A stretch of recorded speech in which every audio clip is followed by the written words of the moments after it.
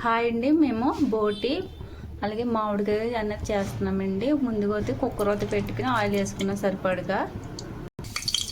ఇప్పుడు నూనె వేడి ఉంది కదండి, మేము అలాగే ఉల్లిపాయలు కట్ చేసుకుని వేస్తున్నాం. ఒక 2 ఉల్లిపాయలు సన్నగా కట్ చేసుకుంటాం. అలాగే పచ్చిమిరపకాయలు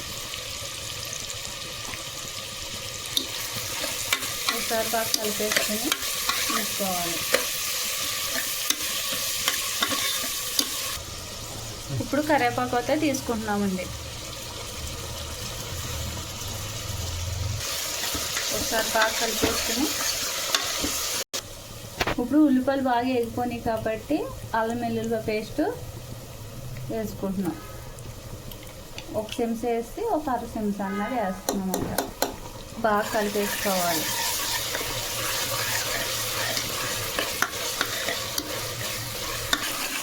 ఇప్పుడు ఉల్లిపాయలు అయితే వేగిపోయినాయండి. ఇప్పుడు బోటి వచ్చి మేము దీంట్లో వేస్తున్నాం. కుక్కర్లో బోటి శుభ్రం కడిగేసుకుని పొట్టేసి అప్పుడు వేసుకోవాలి. బోటికి ఉన్నదంతా పైన స్కిన్ అంతా తీసేసుకోవాలి. ఒక్కసారికి ఒక 5-6 సార్లు అన్నది క్లీన్ చేసుకోవాలి. ఇప్పుడు శుభ్రంగా కలిపేసుకోవాలి.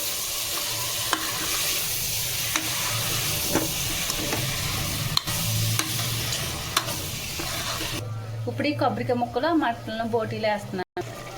దీంట్లో వేసుకుంటే వల్ల ముక్క అన్నది తొందరగా ఉడుకుతుంది.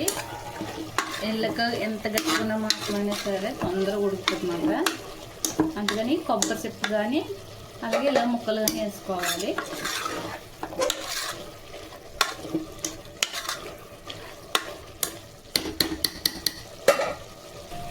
ఇప్పుడు బాగా ఉడికించుకున్నాం కాబట్టి ఇప్పుడు వచ్చి దీంట్లో ఉప్పు కారం అన్న వేసుకోవాలండి.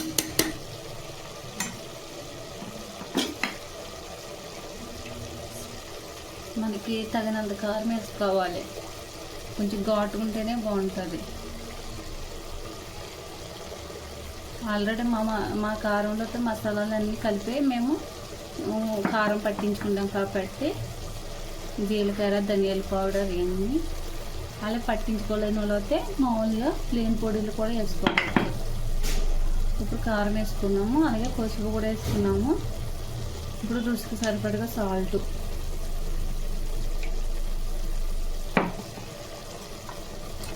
ఇప్పుడు మామిడికాయ ముక్కలు పుల్లగా ఉన్న మామిడికాయ ముక్కలు ఒక కాయ పెద్ద సైజు తీసుకుని వేసుకుంటున్నాము.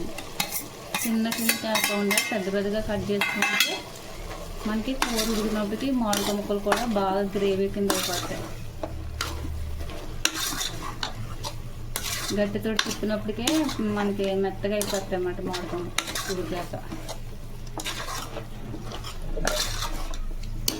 కూర అయితే మంచి స్మెల్ వచ్చేస్తుంది. ఇప్పటికే ఉడికాక ఇంకా టేస్ట్ వస్తుంది.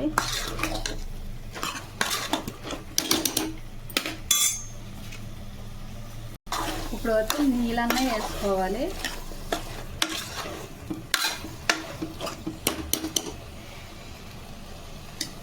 ముక్కు ములిగేదాకా కూడా వేస్తాము. 3 గ్లాసుల దాకా వేసుకుంటున్నామండి మేము నీళ్ళు. ఇప్పుడు కుక్కర్ అయితే విజిల్ ఒక 8 విజిల్ వచ్చేదాకా ఉంచుకుంటాం.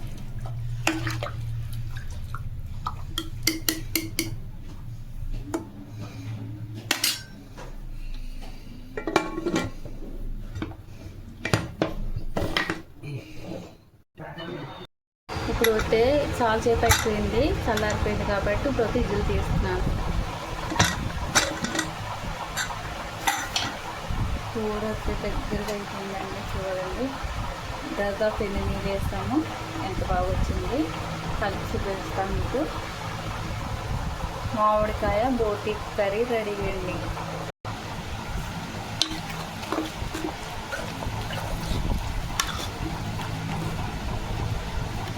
చూస్తారు కదండి ఎంత బాగా వచ్చిందో.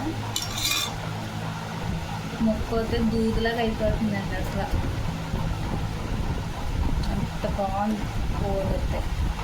మీకు కనుక ఈ వీడియో నచ్చితే కనుకండి అలాగే మీ ఫ్రెండ్స్కి అలా షేర్ చేయండి. అలాగే మీరు కూడా ఈ బోటి కర్రీ మామిడికాయని కూడా ట్రై చేయండి.